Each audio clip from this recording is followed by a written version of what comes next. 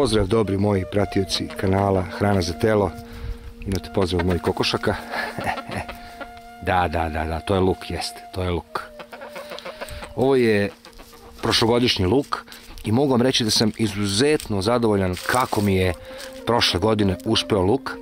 Tako da ću zasigurno i ove godine da ponovim isti način sadnje. Toplo preporučujem svakome, jer zaista prošle godine luk je uspeo nevjerovatno, evo i dalje.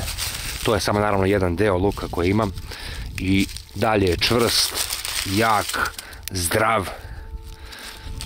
Što je, verujte mi, najvažnije. Dakle, važno je da uzgojeni luk može da opstane celu godinu u tamnom podrumu i da se ne ubuđa.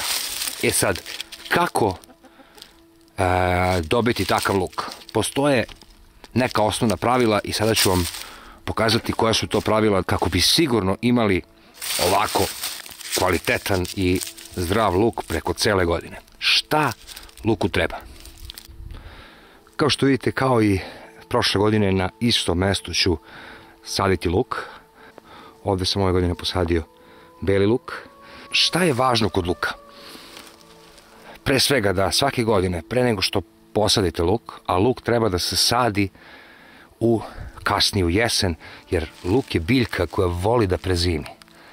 Dakle, on se ovako slabašno razvije, ali pusti jak koren koji jednostavno ode dublje u zemlju i sposobniji je za vreme letnje vreline da preživi udar suše. Zato je jako važno da se luk posadi u kasnu jesen i nikako na proleće, jer ako hoćete čvrst, otporan, kvalitetan luk koji može da potraje celu godinu, dakle da bude zdrav, on mora da prezimi. Dakle, osnovno pravilo dobrog luka je da prezimi. Dakle, svi ovi mladi koji su sada uspeli da uspostave korenski sistem za vreme mnogo hladnih noći i dana i temperatura, taj luk čim udare prve toplote kreće jako da buja i zapravo stiče taj presudni imunitet, što će mu u sezoni dozvoliti da izraste u nešto jako kvalitetno i zdravo, a ne da imate problem sa lukom koji se često ubuđa, dakle, posle mesec dana više ne liči ni na što. To je luk koji se sadi u proleće. Dakle, luk koji se sadi u proleće jednostavno ne može dugo da izdrži, jer nije dovoljno stekao imunitet. Ovo je ovde beli luk, takođe je krenuo, svi ovi mali lepi beli lukići su isto pustili svoj koren i to će biti sjajno čim bude krenulo da biva malo toplije. E sada, šta je bitno luku i šta on voli u zemlji? To je sledeća važna stvar kod luka, pored ove da mora se poseti u kasnu jesen i da prezimi. Dakle, prva stvar i osnovna stvar je dosta stajnjaka, naravno, da se izmeša sa prošlogodišnjom zemljom. Dakle, stajnjak je podobavezno jer to je ugljenik, to je osnovna hrana bilo koje biljke od koje će razvijati stablo i plod.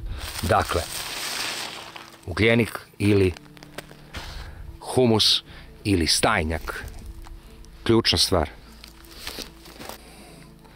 Sada ću vam pokazati, dakle, na ovom jednom primjeru kako da na ispravan način posadite luk, iako sam ga ja posadio, kao što kažem, u novembru, kada dani prestaju da budu onako topli, a ponovo nije baš ni prava zima. Dakle, u tom nekom periodu kada više nije mnogo toplo, da ne bi zaperci izrasli previše, a onda ih sneg lomio. Dakle, najbolje je potrefiti baš taj trenutak kada jednostavno nema više toliko sunca, ali opet je dovoljno toplo, nije apsolutna zima da bi mogli da se da bi ošte mogla zemlja da se okopa, jer sami znate kada je minus, onda je zemlja kao kamen.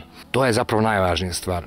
Druga stvar je da zemlju gde ćete saditi luk, dakle, luk nema potrebu za nikakvom dubokom rastresitom zemljom. Dakle, luku je prilično malo zemlje, dovoljno okvirno neki 10 centimetara. Dakle, ne ništa više od toga, jer on izrasta ka gore. Dakle, tih 10 cm će njemu biti dovoljno veliki koren da da čak i ovoliki plod.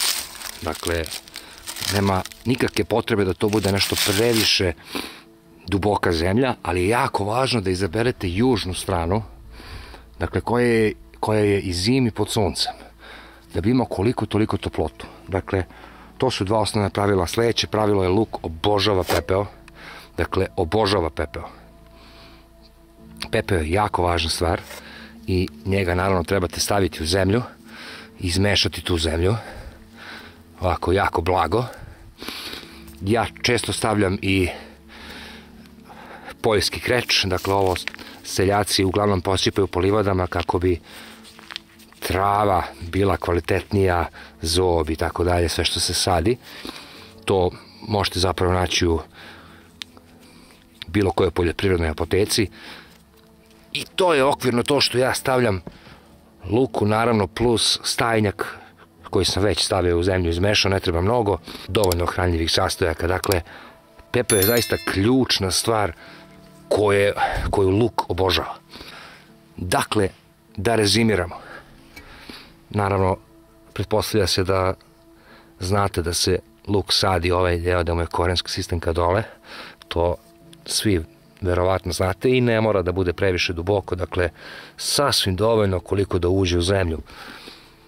Dakle, južna strana sadi se u novembru, obožava pepeo, naravno poljoprivredni kreč i ne mora da bude ne znam koliko savršena zemlja, dakle najgoru moguću zemlju koju imate, a da se nalazi sa južne strane, iskoristite za luk, jer luk inače ne voli ukoliko su ogromne kiše, a može se desiti da u maju budu ogromne kiše, luk će uglavnom propasti ukoliko se ne nalazi na nekoj malo sušnoj strani, to jest o južnoj strani, i da se nalazi na blagoj padini kako bi ta voda mogla da odlazi. Luk ne voli da bude u stajećoj vodi. I luk se zaliva u početku dok je onako zelen i mlad, malo češće na kraju kada izraste u ozbiljan primerak, tada zalivanje i nije toliko neophodno jer se sprema branje.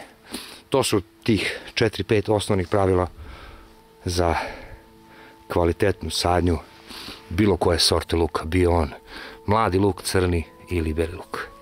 Eto, pozdrav, dobri ljudi. Ako vam se svideo